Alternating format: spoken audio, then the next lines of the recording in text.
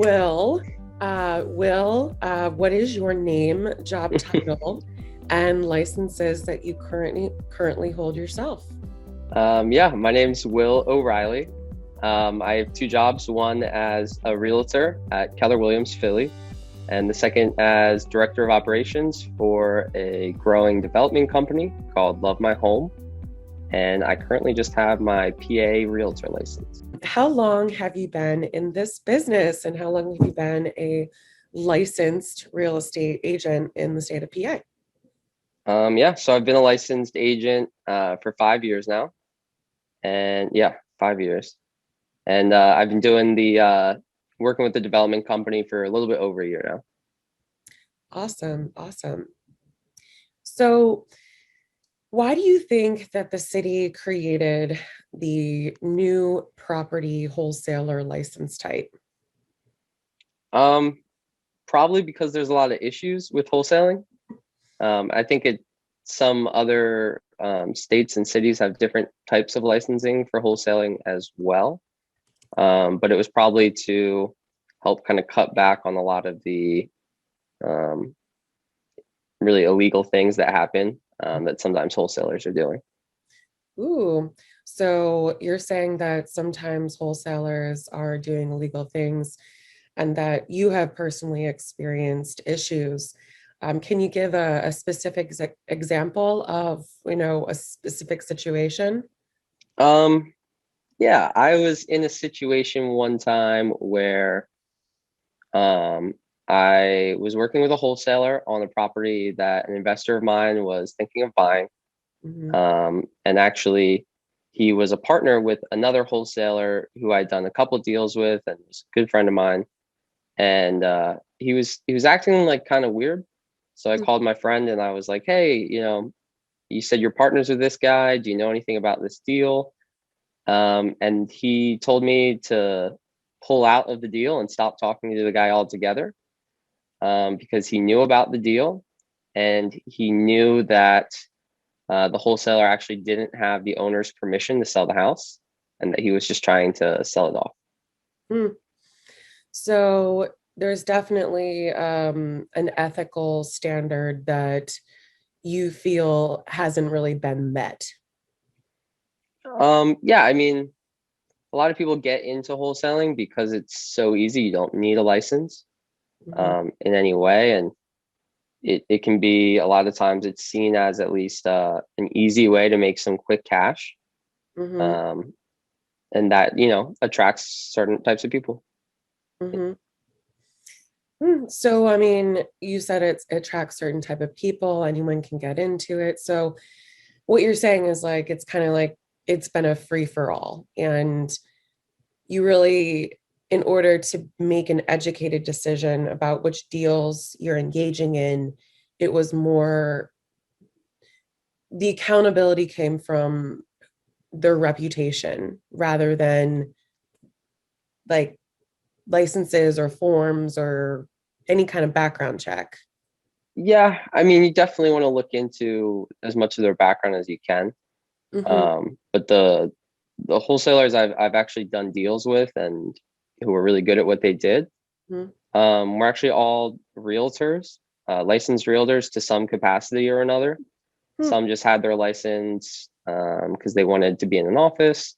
Hmm. Others, did flips on their own. But for some reason or another, they had a license and they kind of worked their wholesaling career by the same kind of ethics that licensees hold. Okay.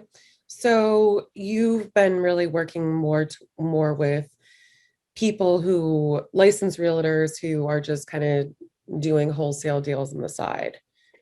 Actually, the opposite, more like wholesalers who do real estate deals on the side. Mm. Like my one friend, he does about 100 wholesale deals a year, Hmm. and almost exclusively has his license just to give referrals. Hmm. Oh, that's really cool. Okay. So, I mean, what problems then, if you are already working with licensed realtors who have the license, the wholesaler license is not meant for people who already have an agent's license. But what problems do you think can be solved by wholesalers now requiring to be licensed? Yeah, I think it helps add some level of like accountability with the city. Mm-hmm. Um, a lot of times in the past, you would only find out a wholesaler was having issues, or maybe someone you don't want to work with. Mm-hmm. If I could call some title companies and say, hey, like, have you worked with this guy before? And they would say, yeah, he tried to sell a house that wasn't his. We don't work with him anymore. Mm-hmm. But a lot of times they will just find another title company that will still do the transactions and kind of keep working that way. So definitely it'll add some accountability. And I don't know. I mean, the like classes to get your license that might help. Um, I don't know if the license would limit the amount of like money a wholesaler can earn, Mm-hmm. or if the license would make them in some sense like a fiduciary to a client. Mm-hmm. Um, but the worst is when you see like someone selling a house for 150,000, and Mm-hmm. then you find out there's like a 50K wholesale fee on it. Like that's money the owner should have gotten in the end. Hmm. So you bring up a really good point, kind of like jacking up the price and, you know, in the middle of the wholesale deal. Hmm. So how do you see this license being different from someone who simply generates leads? Um, So what do you like, mean by that? Yeah. so if you had, in the business of referrals, you were saying that your one friend, has the license because he likes to do the referrals, but Mhm. his main shtick is wholesaling. Um, what is the difference of why can't I just go out? I find a property and I have a good relationship with the owner, and I'm like, hey, Will, do you want to buy this house? Here's a lead for you. How is that different from what wholesalers normally do now? Yeah, I would say the difference is about how you're getting paid. Mm-hmm. Um, like for the development company, we've hired people in the past to kind of make some calls like that, or go knock on doors to generate those leads. Mm-hmm. Um, and any leads that they generate, they could end up earning a percentage of that sale, and they were also paid hourly. Mm-hmm. Versus where like a wholesaler finds someone who wants to sell their house. And typically the strategy then is, all right, well, let me get the owner to sign on the lowest price possible, and then I'm going to try to sell it for the highest price possible and just make that difference. Mm-hmm. So that sort of like pay structure, you do better as a wholesaler, the more you're able to do that, right? Or you make more money that way. Mm-hmm. Okay. So there's specific forms that like are legally obligating the property owner to agree on a certain level so that the wholesaler could then have the security of knowing his bottom line. Um, or some wholesalers I've worked with, they tell the sellers, or like, yeah, they say this is a wholesale deal. I'm Mm-hmm. gonna market your house, and my fee is 5 grand. Hmm. And those are like some of the really creditable wholesalers, like people I would enjoy to work with. Mm-hmm. Versus the person that knocks on your door and says, "Here's 100,000 for your house," Mm-hmm. when they know it's worth 180, and then they're trying to get that on the back end.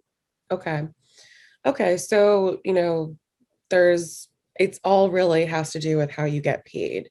So if you were to, engage in a wholesale, it's you would be paying out the wholesaler, or is that how it works normally? Yeah, like my friend who does like the 5 grand like a commission on his wholesale deals. Hmm. almost works exactly like a normal real estate transaction. Hmm. His 5 grand is in there just as a commission. Hmm. The only difference is it gets paid straight to him and from the title company instead of to a brokerage first. Okay. Okay.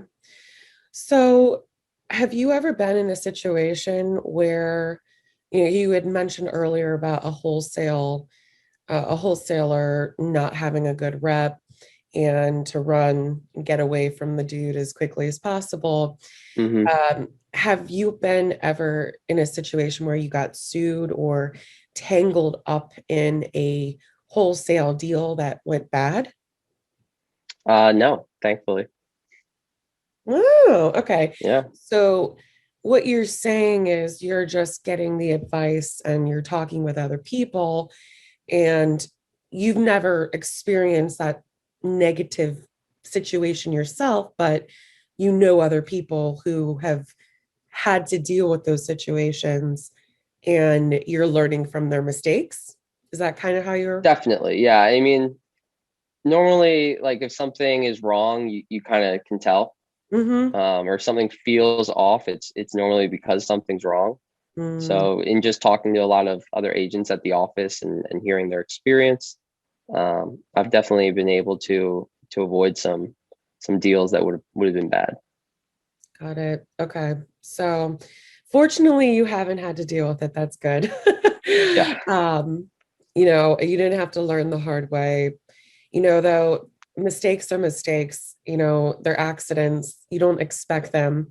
And I hope that you continue this path of being free and clear of getting involved in those sticky situations because me too. sometimes they can just sneak up on you and you're like, what happened?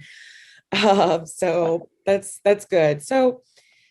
How so do you currently work with other wholesalers? I would say like on an average day.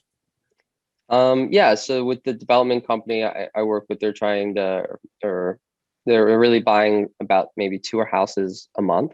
Mm-hmm. Some of that comes just from the MLS and listed properties, but Mm-hmm. others come from wholesalers. So Mm-hmm. I have a few that I kind of check in with regularly, to see just what properties they're working with.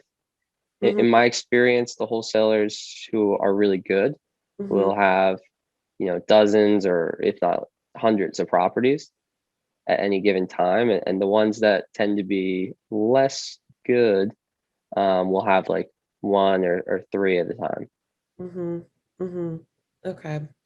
That's awesome. So would you say like you work with like five or 10 or I try to keep it, okay. down. Like there's a lot of people who I'll call and just say, hey, do you have anything in these zip codes right now? And they say no, and that's really the end of it. Mm-hmm. But yeah, maybe like three that regularly or somewhat regularly have properties in the areas my investors are interested in. Cool. Okay. So about three. So you can kind of do like a 1 to 3 ratio then for every real estate agent or in your position, it's like 1 to 3. Interesting. Yeah, I think most agents have like one or two wholesalers that they like or check in with. And a Hmm. lot of that, like, kind of like real estate, a lot of people or wholesalers will focus on a certain area. So it's if you're doing a lot of business in Fishtown, you might work with the big Fishtown wholesaler, Hmm. that kind of thing. Got it. Got it. So what do you think the city, I'm sorry, back up. How do you think the city is going to enforce this license? And at what stage in the buying cycle do you see, the request for their wholesaler license to come to light? Um, I mean, honestly, I feel like the city's gonna just do a terrible job with it. Um, they're not very, good at anything like that. But I would like to see something where, the wholesaler needs to present their license, with any sort of offer Mm-hmm. or at the signing of like an agreement of sale. Similarly, maybe to how realtors use like a consumer notice. Hmm. Um, or have it, some way, kind of like with contractors, how you can look up their license status by a license number or name, Okay, and just to see if they're still active with that license. got it. So I think what I'm hearing is that you feel like the city isn't really going to enforce it. It's more going to be on us to make sure that they have everything they need to legitimately operate. Yeah, I'm pretty negative when it comes to the city in general.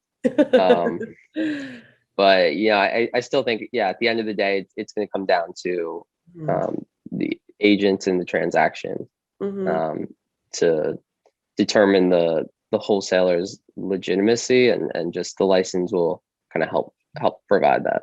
Okay, so it seems like